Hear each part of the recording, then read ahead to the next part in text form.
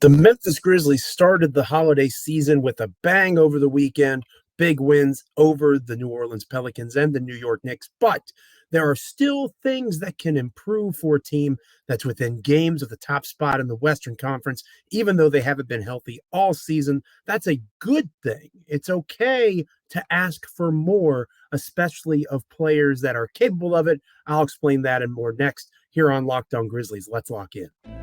You are Locked On Grizzlies, your daily Memphis Grizzlies podcast, part of the Locked On Podcast Network, your team every day.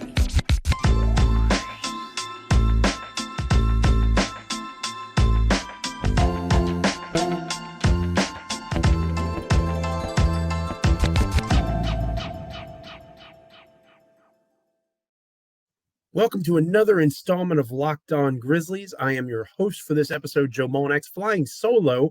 My co-host, Michael Cole, will rejoin me next time we're together here on Locked On Grizzlies, but I'm here alone this time, welcoming you back from a bit of a holiday break for us here at Locked On Grizzlies. DeMichael and I needed a turkey timeout, if I'm being honest, and it feels good to be refreshed and hitting the holiday sprint with you as we start this work week post-Thanksgiving. Thanks for making Locked On Grizzlies a part of your fan experience or your basketball experience, whatever reason you're taking in the Memphis Grizzlies. We appreciate making us part of your content consumption. We are a part of the Locked On Network, of course, Locked On Podcast Network, your team each and every day. We are free and available wherever you get podcasts. And today's episode is brought to you by Prize Picks. First-time users can receive a 100% instant deposit match up to $100 with the promo code Locked On. That's prizepicks.com, promo code Locked On. A fun weekend for the Memphis Grizzlies, am I right? We were all kind of recovering from a turkey hangover, whatever that chemical is in turkey that makes you feel groggy and you want to take a nap and, you eat a little too much, maybe you drink a little too much, maybe you're a single young person and you just got back from college and you're going out, you're going to shoot your shot with that girl from high school or that guy from high school for the first time, or maybe you're an old wash guy like me with a wife and 3 kids and you're just, over gorging yourself and you need a minute to just catch your breath and enjoy the festivities. Wherever you are on that spectrum, if you're a Memphis Grizzlies fan, your recovery was aided by the way that the Grizzlies looked. Another 2-0 weekend. First off, blowing out the New Orleans Pelicans, which is always nice. Now, the Pelicans were not necessarily at full strength in that contest, but goodness knows the Grizzlies haven't always been at full strength. So even though NOLA did not have their full complement of players, obviously the Grizzlies didn't either, and Memphis took care of business, a massive first quarter in that game that we'll talk more about later. And then in New York on Sunday evening, a matinee essentially against the New York Knicks. Pretty cool in the Garden to see Ja Morant have the performance that he had, a triple-double, or a trip-dubski maybe would be the best way to phrase that. Trip-dubski would be cool. A cool way to talk about that for Ja Morant. The way that he performed was pretty admirable. But we'll get to all that later in the show. The first segment here that I really wanted to drive home in terms of my focus for this episode, before DeMichael comes back and yells at me for being so, what's the word? Real? Probably not the word, but you understand my point.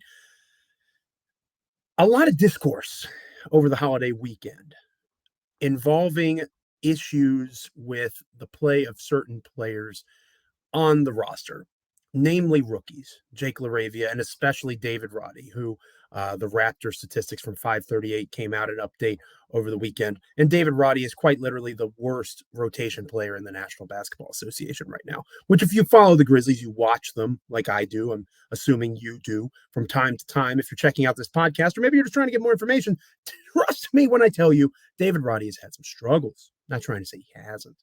However, David Roddy is a rookie, and a rookie late first round pick at that, a surprising late first round pick that has a lot of the Santi Aldama vibes. No one really, or unless you were really entrenched in draft culture, you didn't really know who Santi Aldama was. And even if you did know who Santi Aldama was, taking him in the late first round, maybe not a stretch, but a bit of a surprise, right?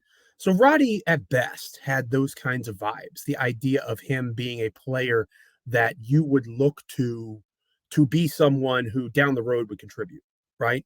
And Jake LaRavia may be a guy that you expect a little bit more of, but when this team was healthy, where was he going to play? Where are his minutes going to come from? He'd be at best the 10th man, right? So those two rookie guys are being asked to do a lot more than perhaps they should be asked to do. And that is also true of pretty much everybody on the roster, not named Ja Morant, Jaren Jackson Jr., to a lesser extent, Dylan Brooks. You're asking John Conchar to be a continuous scorer, a continuous threat. That's just not his game. And that's being more and more evident every time the Grizzlies play. You're asking a lot of bench guys, right? But to me, if we're going to have issues with anything right now, which I want to reiterate on Mr. Call Me at Christmas, the team is performing well considering all of the context that follows this team at the moment. And they are getting Desmond Bane back, hopefully soon. The 2-week reevaluation period, I'm sure I'll talk to Michael on the next episode about this, is coming up for Desmond. And he did participate in warm-ups in New York on Sunday. So that's a promising sign. But because of all the injuries, these guys are being asked to do things that they're not comfortable to do. For the rookies, it's playing it all, right? Like I anticipated David Roddy, and I still anticipate David Roddy getting most of his run down with the Memphis Hustle when the time comes for this roster to be fully healthy. Jake LaRavia will be on that fringe of the rotation. I need more out of Tyus Jones and Brandon Clark. Those are the two guys that I think it is realistic for Memphis Grizzlies fans to say, you know what? We need a little bit more. All right. And I don't think that makes you a bad person. I don't think that makes you someone that oh my gosh, how can you hate the team so much? Tyus is so great and Brandon has been, yeah. But you are in a situation where without Desmond Bane, where without to start the season, Jaren Jackson Jr., without for a stretch, a brief stretch, but still a stretch, Ja Morant, yet to appear this season, Zaire Williams. All of those dudes have varying levels of importance, and there are varying levels of replication that needs to occur. Even if you can't replace them fully, you have to try to replicate what they bring to the roster.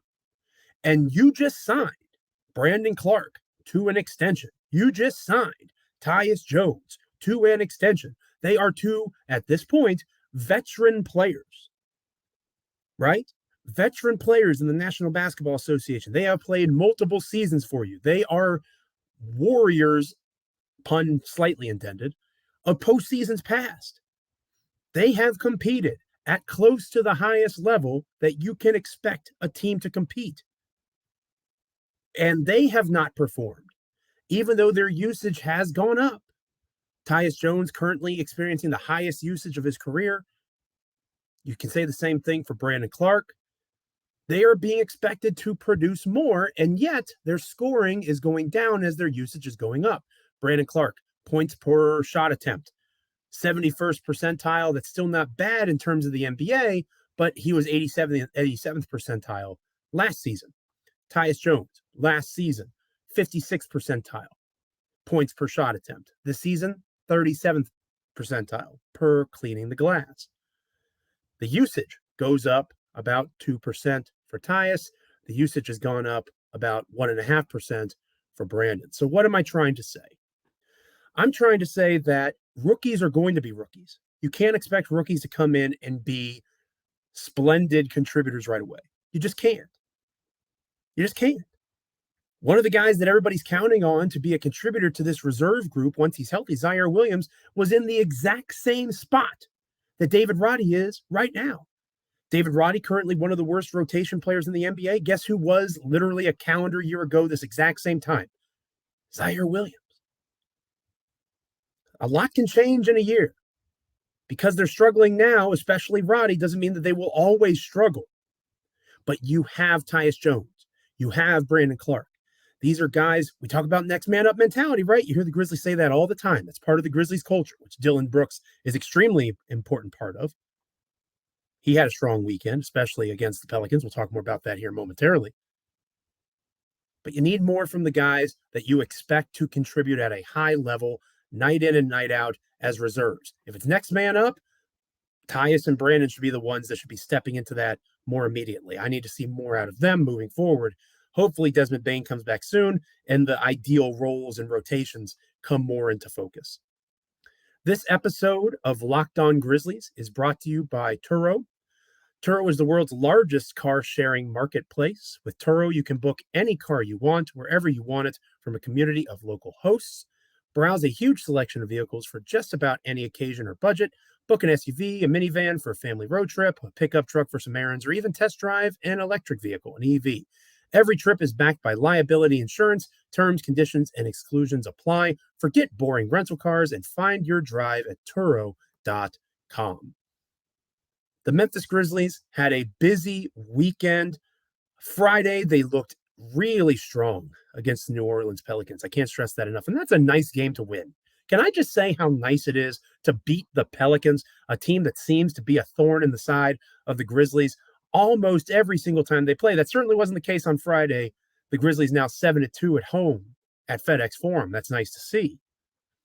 Strong home performance against a good Pelicans team. And I loved the game plan, to be honest with you. I was a really big fan of how the Grizzlies forced guys not named, Zion Williamson to beat them. Brandon Ingram had an injury, didn't play as much. That obviously helped the Grizzlies' cause. But Zion played 30 minutes, and Zion had only 14 points.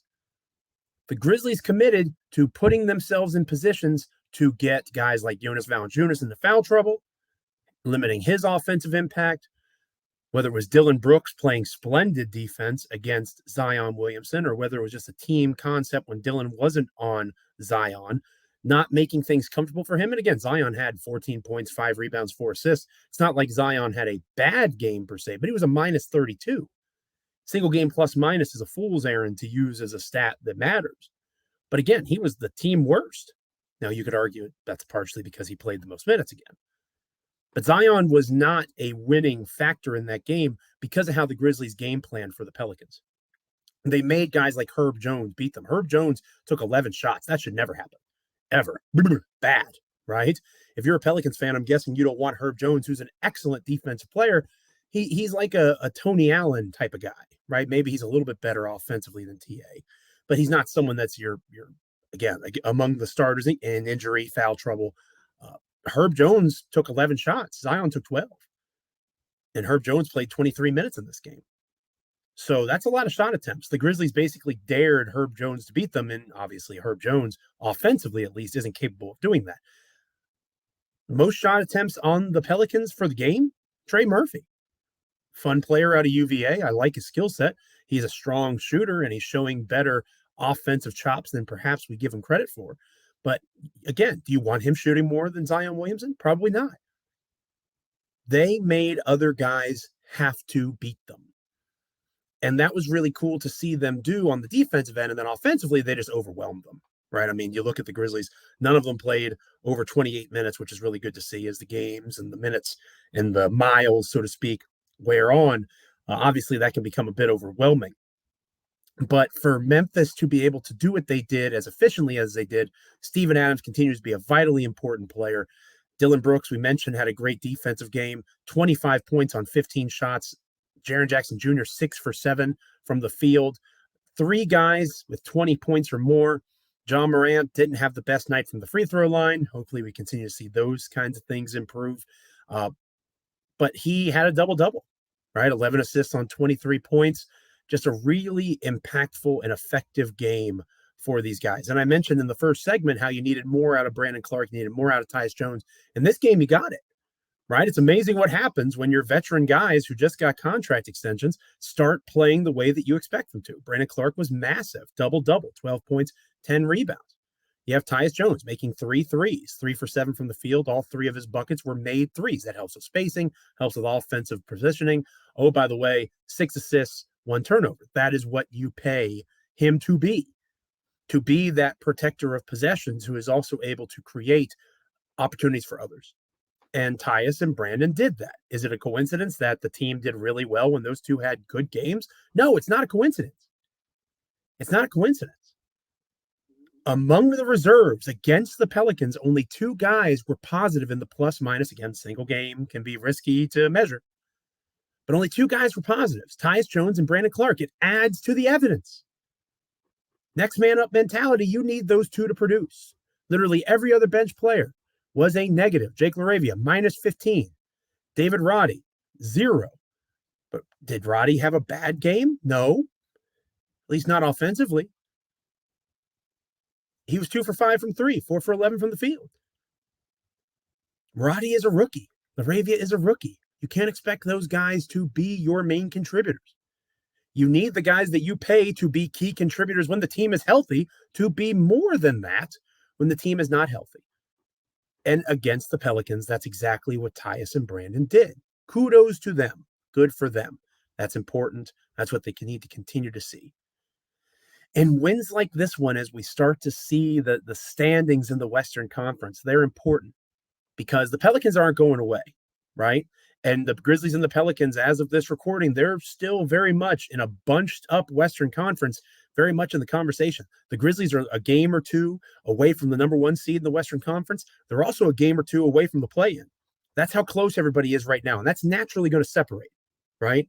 That's naturally going to space out and spread out. And it's fair to say that as Desmond Bane returns and you see what this Grizzlies team was supposed to be in terms of health, hopefully Zaire is back around Christmas time, maybe a little bit before that. And you see what this rotation is supposed to be, right? The theoretical Morant, Bane, Brooks, Jaren Jackson Jr., Adams starting group, Tyus Jones, John Conchar, Zaire Williams, Brandon Clark, Santi Aldama. That is a darn good 10. Santi Aldama is the 10th man. Are you kidding me? He had to start and looked good at times as a starter. One helped win games for a team that's trying to be a playoff team as a starter. There is value in that. He has value. But him as the 10th man, sign me up. I think he's ready to do that today for a team that is trying to compete for the Western Conference Finals. Are the Grizzlies a finals team? Right? I think Golden State will still have something to say about that. Phoenix Suns still look like they're competitive, at least as of now. In the Eastern Conference, you got the Boston Celtics looking like the class of the NBA, above, heads and shoulders above everybody. But you got Giannis, who still might have something to say about that. So can I say the Grizzlies are champion contenders as constructed? Probably not. And maybe that's a hot take. I don't think it is. I think it's just being truthful. But can they contend for the Western Conference Finals? Absolutely. And we still don't know what this particular group's ceiling is because of their current injury situation. Desmond Bane looked like an all-star reserve type of player before he got hurt. Bane returns and you pair him with Ja Morant in that backcourt again, the best young backcourt in the NBA. You have Jaren Jackson Jr. in the fold now. You have, hopefully, Zaire Williams to be a reserve wing that can allow for Conchar to be what he's supposed to be, take some of the scoring load off of Tyus Jones and Brandon Clark. Notice how there's no conversation about a LaRavia or a Roddy. Because when this team is healthy, there shouldn't be. There shouldn't be. Which is why these moments now where they're competing well against the Pelicans and you're able to get 24 minutes for a David Roddy, 26 minutes for a Jake LaRavia in a winning effort. The Grizzlies continue to be about development, right? They continue to be about development. You can get blue in the face and yell and scream at me. Show me one thing that the Memphis Grizzlies front office has done that acts like a contender. The players are trying to contend. The coaches are trying to contend. The front office isn't. They're not. Re-signing Steven Adams doesn't count. So you have a team in the Memphis Grizzlies that are overperforming the front office contributions to their winning. That's impressive. Kudos to those guys. And that's not the front office's fault. The Grizzlies are being built to be a contending team for years to come. It's not about just trying to win one title right now. It's about being in that conversation for the next 5-6 years. There's tremendous value in that. Tremendous value. But don't get it twisted and make it seem like this front office, specifically them, is trying to be a contender. They love seeing David Roddy play. They love seeing Jake LaRavia play. And once the team is healthy and those minutes start dying out, you'll see David Roddy in South Haven with the Memphis Hustle. You'll see Jake LaRavia getting spot minutes here and there. And that's okay because the team will be healthy. But right now, especially against a team like the Pelicans, picking up wins for tiebreakers, putting themselves in positions to, as the sediment rises and falls, the cream rises to the top, You hope that the Grizzlies are going to be in that conversation. They almost certainly should be as things progress moving forward. Thank you for making Locked On Grizzlies your first listen. For your next listen, check out the Locked On Sports Today podcast. Biggest stories of the day, plus instant reactions, big game recaps, and the take of the day, available on the Odyssey app, YouTube, and wherever you get podcasts.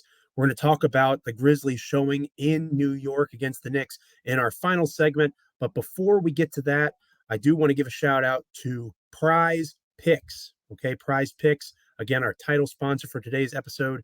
And Prize Picks, if you had taken Ja Morant to score more than 10 points and grab more than 10 rebounds and dish out more than 10 assists, you would have been wealthy playing Prize Picks, because he did just that against, or maybe it would be more rebounds than 9, maybe is the best way to put it, as Ja secured that triple-double. Anyway, you would have been wealthy over at Prize Picks. It's a fun game to play, and I highly recommend that you check it out. You pick 2 to 6 players, and if they will score more or less than their Prize Picks projection, you can win up to 25 times your money on any given entry. You're not competing against other people. That's one of my favorite parts of Prize Picks. You're actually just going against the projections that are available, and you can do it for literally any sport, from the NBA and the NFL all the way to Eurobasket and cricket, soccer, college basketball, literally anything. Prize Picks is available for you. Entries can be made in 60 seconds or less. It is that easy. You can have safe and fast withdrawals, and they are currently operational in over 30 states as well as in Canada. Download the Prize Picks app or goes to prizepicks.com to sign up and play daily fantasy sports. First-time users can receive a 100% instant deposit match up to $100 with promo code Locked On. If you deposit $100, Prize Picks will give you $100. If you deposit $50, Prize Picks will give you $50. Don't forget to enter promo code Locked On at sign up for an instant deposit match up to $100. The Memphis Grizzlies looked particularly impressive in New York, a more competitive game than the Pelicans game was. But the thing that I liked most about how Memphis performed against the Knicks, heading into a couple of days off, the Grizzlies don't play again until Wednesday, which is good. Maybe we get an update on Desmond Bane between now and then, a practice update from DeMichael. Maybe we get positive news, and maybe that Wednesday night game is the first time we see the team with Bane, Jaren, and Ja all at the same time. That would be nice for an extended period of time. I believe maybe they played roughly 1 or 2 games together. Forgive me for not having that directly in front of me. But to continue to build those reps, especially alongside Dillon Brooks. I know those 4 haven't played together very much. That would be very nice to see. But going into a couple of days off, it was really good to see not just the Ja Morant triple-double, the way that he helped take over that game in the fourth quarter, which we can all agree. It's nice to have a superstar, a guy that can just take over a game and make it his. He did that and then some against the New York Knicks. It was really special, and it was really fun to watch him do it there at the Mecca of basketball, Madison Square Garden. It's always fun when the Grizzlies go to New York. This is a good time of year to go to New York as well, during the holidays, of course. So hopefully the team was able to enjoy themselves, see some sights before they went and picked up the Dubski over the New York Knicks. But, Jaren Jackson Jr., his bag offensively continues to expand and grow. The way he creates off the dribble for himself, he can be such a mismatch, especially when he's playing center. There are not many centers in the entire National Basketball Association that can defend Jaren Jackson Jr. when he is creating off the dribble the way he's capable of. It's scary to see. Scary hours, as the kids say. And Jaren has that capacity more so this year than he has in some time. He showed real strong glimpses of it back in the bubble, if you remember correctly, when the Grizzlies were there during the peak of COVID, that COVID bubble season. Jaren, before he got hurt, did a lot of the same things. We're starting to see that come back for Jaren, and that's really exciting. You should be excited as a Grizzlies fan about what Jaren's doing, not just defensively, but offensively as well. You should be excited about continued development in the game of Steven Adams. The fact that last season was not a fluke, that he continues to be a major contributor, an important rebounder, a tremendous screener. All those things that Jonas Valanciunas did for the team, Steven Adams continues to do without having to have the same usage rate in terms of scoring. That allows for Jaren's game to grow and develop. That allows for Ja Morant to be the superstar that he is. It evens out the shot distribution chart, and that is extremely helpful. I was really encouraged by what I saw from the rookies against the Knicks in particular, LaRavia and Roddy. They look like future valid rotation NBA players. And I don't mean that as a slight against them in the here and now. I want to stress that these are guys that shouldn't be playing. We've covered that. We'll continue to cover that here on Locked On Grizzlies. If this team was fully healthy, if Bane and Williams were in the rotation, there's no minutes for Roddy and LaRavia, at least not consistently. So it would be a problem that's solved. But because they have to play, it's good to see development. You don't expect Roddy to be the best rotation player of the NBA or even a middling rotation player. I certainly didn't. I just want to see growth. I want to see that he doesn't look like he doesn't belong. And he was out there on that final possession. He was asked to play a major role. Those reps are invaluable for a player like David Roddy.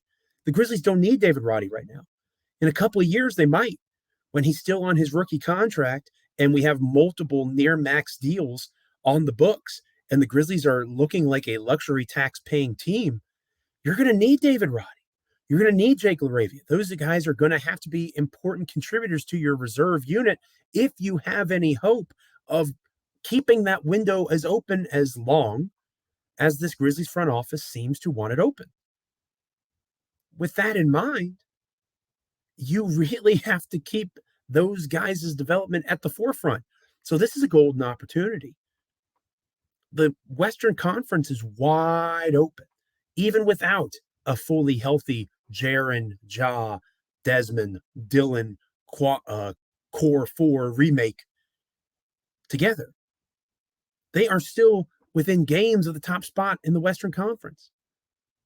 That is so awesome to be able to say out loud. You can say, we need more from Tyus. We need more from Brandon. And they didn't have the games against the Knicks that they had against the Pelicans. Consistency matters with those guys that you are depending on. It's okay to say that. You don't think that rookies are going to be consistent. You want consistent growth. You want to see continued development across a span of games.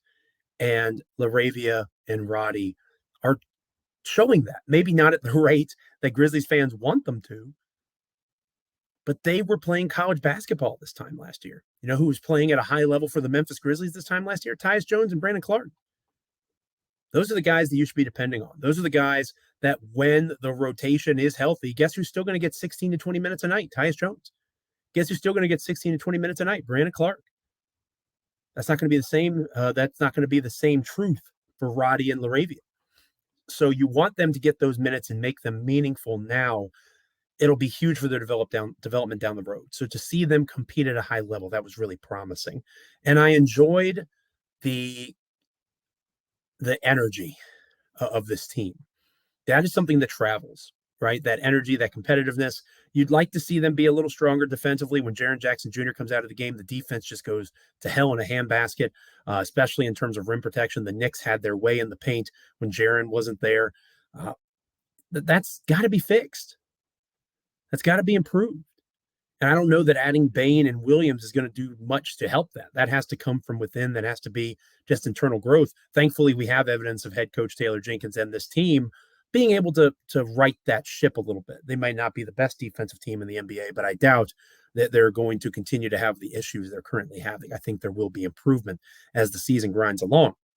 Again, call me at Christmas, right? We're less than a month from that now, but we still have at least 15 or so games before that, or maybe a little less, before that Christmas number, 12 or 14 games that the Grizzlies are still going to play. That's a sizable chunk of their schedule. So you're going to see them continue to grow and develop. You're going to see those minutes for the rookies, at least as long as Williams is out. One of those two, Roddy, LaRavia, maybe a combination, will get some playing time. You want to see continued growth and development. And you want to continue to see that energy, because the energy is where the defensive growth is going to come from. That's where defense starts, is with energy and enthusiasm to do it. If you don't have that engagement on that end, it's just not going to be able to translate the way that the Grizzlies need it to. But they were able to outscore the Knicks. They were able to outscore the Pelicans, and Memphis continues to look particularly strong on the offensive side as they move along in this season, where they haven't been fully healthy at any point, and yet they are within striking distance of the top seed in the Western Conference. Any Memphis Grizzlies fan should take that result, knowing the fact that they went 2-0 over the weekend against two competitive teams, especially one in the Pelicans that are a rival, without health being in the mix for them. at least full health. Thanks for making Locked On Grizzlies your first listen today. For your second listen today, check out Locked On Sports Today. From the games that matter the most to the biggest stories in sports, go beyond the scoreboard and behind the scenes with local experts and insights that only Locked On can provide. Locked On Sports Today, available on this app, YouTube, and wherever you get your podcasts. The next time we're together, I believe it's Cyber Monday today, right? There's some deals, there's some steals out there. And I think that when DeMichael and I get back together, I'm going to do some buying and selling with him, a little bit of haggling about where the Memphis Grizzlies currently are. I've got some guys that I want to buy some more stock in. I've got some guys that maybe I'm ready to sell. Let's see how DeMichael feels about that. Maybe that's what we'll be covering on our next episode of Locked On Grizzlies. Make sure you're checking us out for that. Make sure you're subscribing, rating, reviewing. However you get your podcast, we're available literally on every podcast access point. Make sure that you are checking us out there. Make sure that you are watching the YouTube link. Make sure that you are subscribing there, being active in the comments. All that stuff is extremely helpful to feedback for our show. It is appreciated by DeMichael and I both. Thank you for making Locked On Grizzlies a continued part of your Grizzlies experience. Make sure you're back with us tomorrow. Until then, I'm Joe Mullinax. Stay locked in, Grizzlies fans. This is Locked On Grizzlies.